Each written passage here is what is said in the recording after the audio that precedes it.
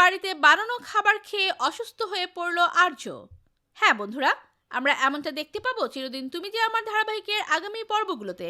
বিস্তারিত জানতে ভিডিওতে লাইক দিয়ে শেষ পর্যন্ত দেখতে থাকুন। আর্য আর অপর্ণাদের বাড়িতে ছিল, আর অপর্ণাদের পাড়া প্রতিবেশীরা সবাই আর্য অপর্ণাকে দেখতে আসে। তারা এসে অপর্ণাকে বলতে থাকে, অপু, নারিকেল নাড়ু বানিয়েছি, তোরা কি খাবি? অপর্ণা তো খুব খুশি হয়, তাদের কাছ থেকে নারকেল নাড়ু নিয়ে নেয়। আর অপর্ণা খুব খুশি হয়ে খেতে থাকে। আর স্যার দেখে বলতে থাকে, খুব ভালো হয়েছে না খেতে নারকেলের নাড়ুগুলো? তখন অপর্ণা বলে, হ্যাঁ স্যার, খুব ভালো হয়েছে, আপনি খাবেন?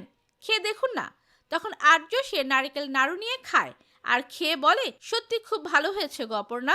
কিন্তু খাওয়ার সাথে সাথেই পুরো আর্য স্যার অসুস্থ হয়ে পড়ে, অজ্ঞান হয়ে মাটিতে লুটিয়ে পড়ে। আর এটা দেখে তো অপর্ণা অবাক হয়ে যায়, পুরো একদম চমকে যায় যে কি হলো এটা। তাদের বাড়িতেই বানানো খাবার খেয়ে আর্য স্যার অজ্ঞান হয়ে গেল।